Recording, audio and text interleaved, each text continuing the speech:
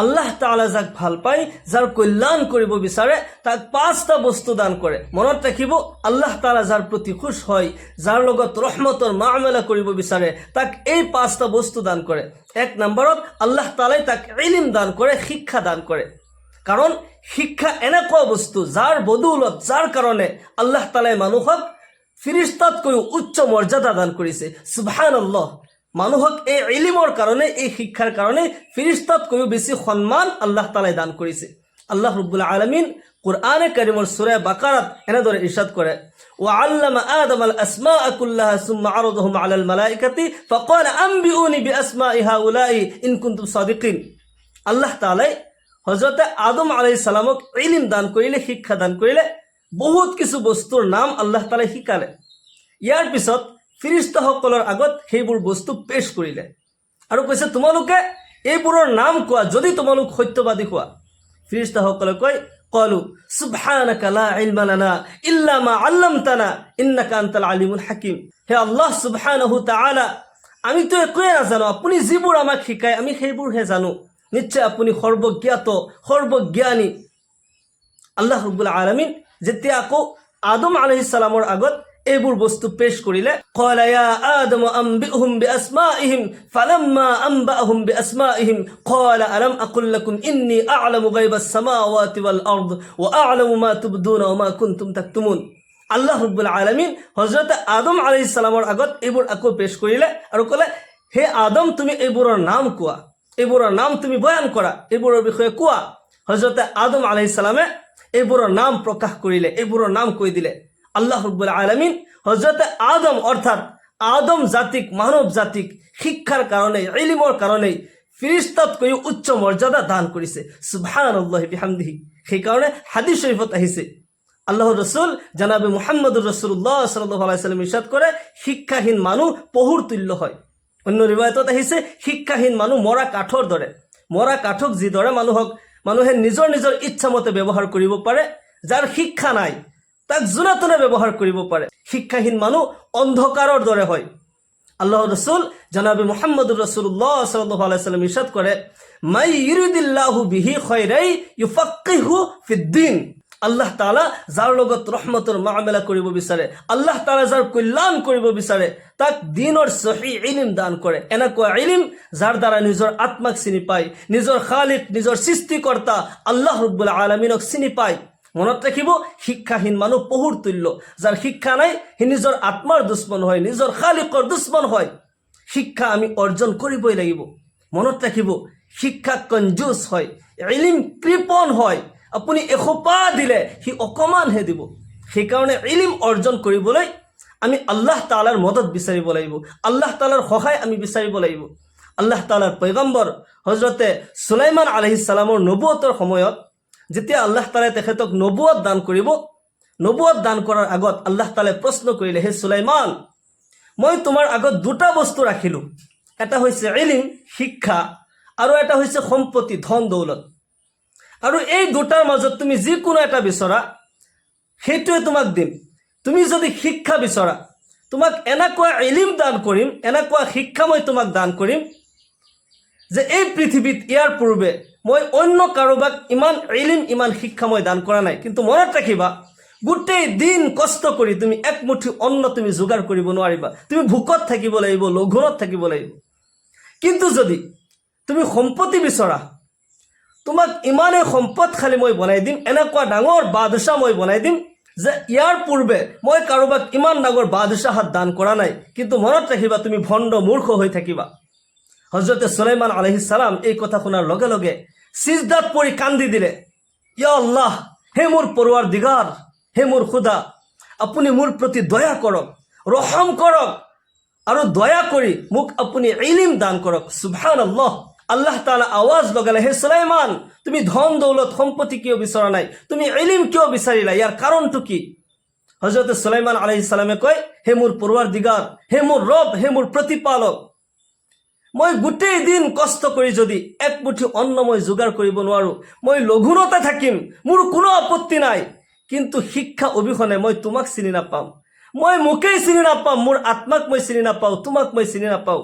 গোটেই দিন কষ্ট কৰি একমুঠি অন্ন যোগাৰ কৰিব নোৱাৰিলেও মোৰ কোনো আপত্তি নাই, মই লাগিলে ভোকতে মৰি যাম, মই লঘোণত থাকি থাকি কষ্ট কৰি মৰি যাম, কিন্তু শিক্ষাবিহীন মানুহ পহুৰ তুল্য হয়, মই তোমাকো চিনি নাপাম, মই নিজকে চিনি নাপাম।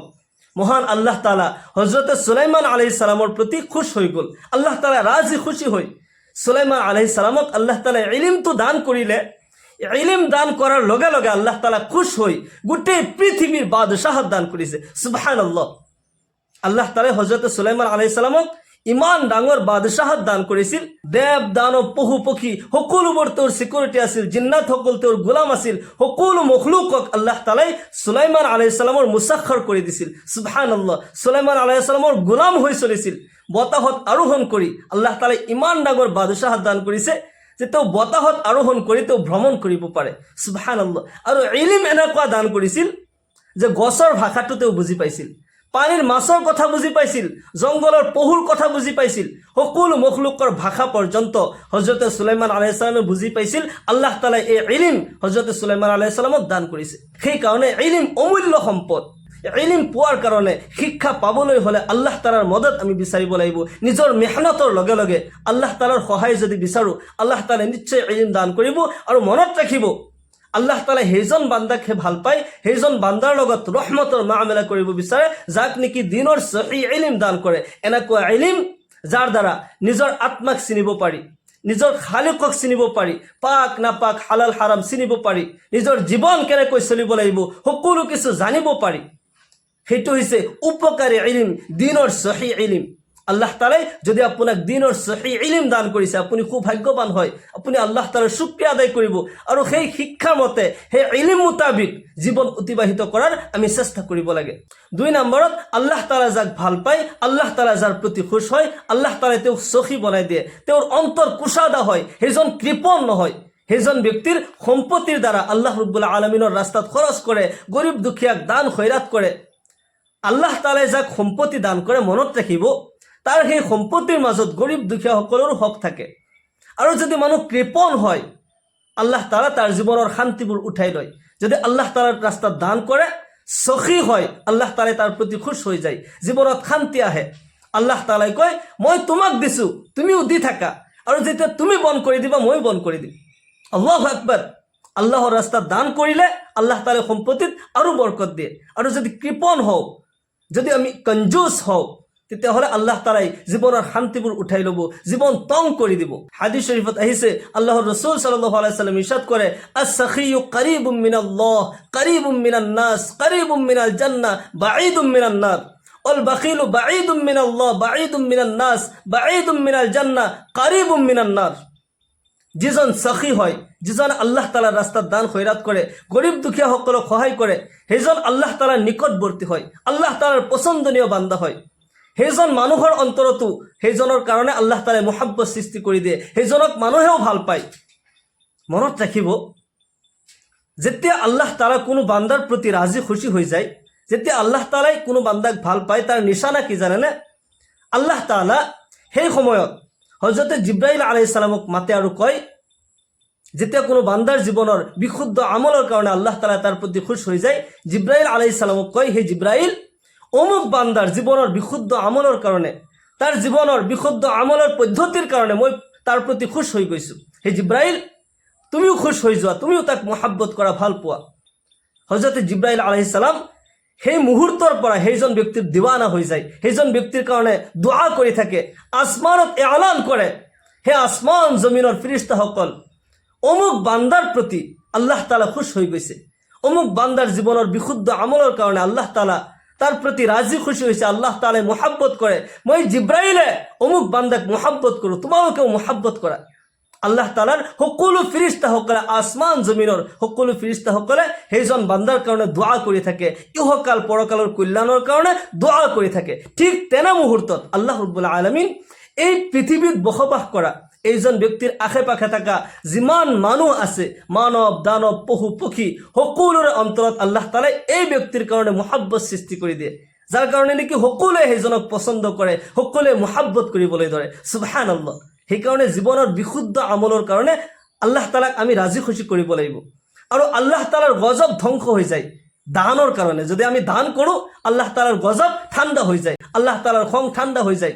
জীৱনত সৰু সুৰা ভুল হয়, জীৱনত আমি কেতিয়াবা জানি নাজানি সৰু সুৰা ভুল আমি কৰোঁ, আল্লাহ তাআলা আমাৰ প্ৰতিটো নাৰাজ হৈ থাকে। যেতিয়া আমি আল্লাহৰ ৰাস্তাত দান কৰোঁ, কোনো গৰীব দুখীয়াক সহায় কৰিলোঁ, অন্ধ ব্যক্তিক সহায় কৰিলোঁ, লেঙেৰাক সহায় কৰিলোঁ, বিকলাংগক যেতিয়া আমি সহায় কৰিলোঁ, আল্লাহ তাআলা ইয়াৰ বদৌলত আমাৰ প্ৰতি যি খং হৈ আছিল সেই খং ঠাণ্ডা হৈ যায়, আল্লাহ তাআলাই ভাল পায়। সেইকাৰণে যদি আপোনাক আল্লাহ তাআলাই সখী বনাইছে, আপুনি দান কৰিব পাৰে, আপোনাৰ অন্তৰ কুশাদা হয়। বহুত মানুহ এনেকুৱা আছে, বহুত টকা পইচা থকা মানুহ হয়, কিন্তু আল্লাহৰ ৰাস্তাত খৰচ কৰাৰ তৌফিক আল্লাহ তাআলাই দিয়া নাই।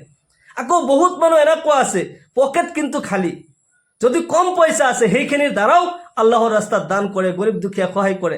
মনত ৰাখিব, কোটি টকাৰ মালিক যিজন, আল্লাহ তাআলাই সেইজনক যদি তৌফিক দিয়া নাই, আপুনি কোটি টকাৰ মালিক নহয় কিন্তু আপুনি দান কৰিব পাৰিছে, সেইজনতকৈ আপুনি ভাগ্যৱান হয়। তৃতীয় নম্বৰ, ইবাদতৰ তৌফিক। আল্লাহু আকবাৰ। আল্লাহ তাআলা যাৰ প্ৰতি খুশ হৈ যায়, যাৰ লগত ৰহমতৰ মামলা কৰিব বিচাৰে, যাৰ ইহকাল পৰকালৰ কল্যাণ আল্লাহ তাআলাই কৰিব বিচাৰে, তাক ইবাদতৰ তৌফিক দিয়ে, সেইজনে ইবাদত কৰাৰ সুযোগ পায়। এজন বান্দাই যেতিয়া আল্লাহ তাআলাৰ নাফৰমান হৈ চলিছে, নিজৰ ইচ্ছা মতে জীৱন অতিবাহিত কৰিছে, নিজৰ নফসৰ গোলামি কৰিছে, সেইজন খুশ হোৱাৰ কোনো প্ৰয়োজন নাই, কাৰণ আল্লাহ তাআলাই তাক ইবাদতৰ তৌফিক দিয়া নাই। মই এটা শেৰ প্ৰায়ে কৈ থাকোঁ, জব তুনে নামাজ नहीं पढ़ा ये मत सोच कि तुझे वक्त नहीं मिला। जब तूने नामाज नहीं पढ़ा ये मत सोच कि तुझे वक्त नहीं मिला। যেতিয়া তুমি নামাজ পঢ়া নাই এই কথা নাভাবিবা যে তুমি সময় নাপালা, মোৰ সময় নহল, মই ব্যস্ততাৰ কাৰণে সময় পাৰ হৈ গ'ল, वक्त पार হৈ গ'ল। बल्कि यह सोच कि तूने ऐसी कौन सी खता की है कि अल्लाह ने तुझे अपने सामने खड़ा करना भी गवारा नहीं किया। তুমি এই কথা ভাবা, চিন্তা কৰা, মই কি পাপ কৰিলোঁ, কি অপৰাধ মই কৰিলোঁ, যাৰ কাৰণে আল্লাহ তাআলাই তেওঁৰ আগত থিয় কৰাটো মোৰ কাৰণে পছন্দ কৰা নাই, মোক আল্লাহৰ আগত থিয় কৰাটো পছন্দ কৰা নাই। আস-সালাতু মি'ৰাজুল মুমিনিন। নামাজ মুমিনসকলৰ কাৰণে মি'ৰাজ হয়। নামাজৰ জৰিয়তে বান্দাই আল্লাহৰ লগত কথা পাতে, আল্লাহৰ লগত সাক্ষাৎ হয়। যদি এই নামাজৰ তৌফিক আল্লাহ তাআলাই দিয়া নাই, তেতিয়াহ'লে সেইজন বান্দাক আচলতে তাৰ জীৱনৰ সেই ইচ্ছাধীন চলাৰ কাৰণে তাৰ প্ৰতি খুশ হ'ব নালাগে। তো চিন্তা কৰিব লাগে যে মই কি পাপ কৰিলোঁ, মই কি অপৰাধ কৰিলোঁ, যাৰ কাৰণে সিজদাৰ তৌফিক আল্লাহ তাআলাই উঠাই ল'লে। যদি আল্লাহ তাআলাই ইবাদতৰ তৌফিক দিছে, আপুনি নেক আমল কৰিব পাৰিছে, আপুনি নামাজ পঢ়িব পাৰিছে, কোৰআন পঢ়িব পাৰিছে, জিকিৰ আজকাৰ কৰিব পাৰিছে, আল্লাহ তাআলা আপোনাৰ প্ৰতি দয়াবান হয়, মেহেৰবান হয়, যাৰ কাৰণে আপুনি এই ইবাদতৰ সুযোগ পাইছে, তৌফিক আল্লাহ তাআলাই দান কৰিছে। আপুনি আল্লাহৰ শুকৰিয়া আদায় কৰক, ইহকাল পৰকালৰ কল্যাণ আল্লাহ তাআলাই আপোনাক দান কৰিব। অক্তিভাৱে যদি কিছুমান মাসাইব আহিছে, ধৈৰ্য ধৰক, কাৰণ অন্ধকাৰৰ পিছত পোহৰ নিশ্চয় আছে। ইন্না মাআল উসৰি ইসৰা। কষ্টৰ পিছত আসানি নিশ্চয় আছে। এই জীৱনত কষ্ট হলেও পৰকালত আল্লাহ তাআলাই আপোনাৰ কাৰণে শান্তি ৰাখি থৈছে, জান্নাতৰ পুৰস্কাৰ আল্লাহ তাআলাই আপোনাৰ কাৰণে ৰাখি থৈছে। 4 নম্বৰত, যি বান্দাৰ প্ৰতি আল্লাহ তাআলা খুশ হৈ যায়, সেইজন বান্দাক আল্লাহ তাআলাই নম্ৰতা দান কৰে, ভদ্ৰতা দান কৰে। সেইজন বান্দা যেতিয়া কাৰোবাৰ লগত কথা কয়, শান্ত সুস্থভাৱে কথা কয়, জমিনত যেতিয়া চলা ফুৰা কৰে, শান্ত সুস্থভাৱে চলা ফুৰা কৰে, বুকু টান কৰি, সিনা টান কৰি তেওঁ ঘূৰি নুফুৰে। লুকমান হাকিম তেখেতৰ পুত্ৰক কৈছিল, লা তামশি ফিল আৰদি মাৰহা ইন্নাকা লান তাখৰিকাল আৰদ ওয়া লান তাবলুগাল জিবালা তুলা। হে মোৰ মৰমৰ পুত্ৰ, তুমি জমিনত সিনা টান কৰি তুমি ঘূৰি নুফুৰিবা, তুমি নম্ৰ ভদ্ৰ হৈ ঘূৰি ফুৰা, কাৰণ তুমি ইমানো শক্তিশালী হোৱা নাই যে তুমি ভৰিৰে গছকি জমিন ফালি দিব পাৰিবা, আৰু তোমাৰ উচ্চতা ইমানো হোৱা নাই যে তুমি পাহাৰ অতিক্ৰম কৰিব পাৰিবা। সেইকাৰণে আল্লাহৰ জমিনত নম্ৰ ভদ্ৰ হৈ তুমি চলা। আল্লাহ তাআলা কোরআনে কারিমত কয়, আল্লাহ তাআলার বান্দা সেই সকল, রহমানের বান্দা, ওয়া ইবাদুর রহমানিল্লাযিনা ইয়ামশুনা আলাল আরদি হাওনা ওয়া ইযা খাতাবাহুমুল জাহিলুন ক্বালু সালামা। রহমানের বান্দা সেই সকল, যিসকলে জমিনত চলাফুৰা কৰোঁতে নম্ৰ ভদ্ৰ হৈ, ভদ্ৰতাৰ সৈতে আল্লাহ তাআলাৰ জমিনত থাকে, মানুহৰ লগত ভাল ব্যৱহাৰ কৰে। যেতিয়া এজন জাহিলৰ লগতো কথা পাতে, এজন অশিক্ষিত মূৰ্খৰ লগতো কথা পাতে, তাৰ লগত তৰ্কত ব্যস্ত হৈ নাযায়। যদি মূৰ্খই বুজি নাপায়, জ্ঞানৰ অভাৱত গালিও দিছে, তাক ওলোটা গালি নিদিয়ে, ইটৰ জবাব পাথৰেৰে নিদিয়ে, তাক ক্ষমা কৰি দিয়ে, তাৰ লগত শান্ত সুস্থভাৱে কথা পাতে, সেইসকল ৰহমানৰ বান্দা হয়, আল্লাহ তাআলা নিজৰ বান্দা হয়, আল্লাহৰ পছন্দনীয় বান্দা হয়। সুবহানাল্লাহ। সেইকাৰণে নম্ৰ ভদ্ৰ হৈ থাকিব লাগে। আৰু যিসকলক আল্লাহ তাআলাই এই গুণ দান কৰিছে, নম্ৰ ভদ্ৰ গুণ আল্লাহ তাআলাই দিছে, তেওঁলোক ভাগ্যৱান হয়, আল্লাহ তাআলাৰ পছন্দনীয় বান্দা হয়। 5 নম্বৰত আল্লাহ তাআলাই যাৰ লগত ৰহমতৰ মামলা কৰিব বিচাৰে, যাৰ কল্যাণ আল্লাহ তাআলাই কৰিব বিচাৰে, আল্লাহ তাআলাই তাক হালাল ৰিজিক ইনকাম কৰাৰ আল্লাহ তাআলাই সুযোগ দিয়ে। সেইজনে হালাল ইনকাম কৰে, হালাল খায়। হালাল ইনকাম আমি কৰিব লাগিব, হালাল খাব লাগিব। যদি আমাৰ হাৰাম ইনকাম হয়, হাৰাম ইনকামৰ খানা যদি আমি খাওঁ আৰু সেই হাৰাম তেজ মাংসই আমাক কেতিয়াও আল্লাহ তাআলাৰ ইবাদতত লৈ যাব নোৱাৰে, আমাক নাফৰমানি কৰাব।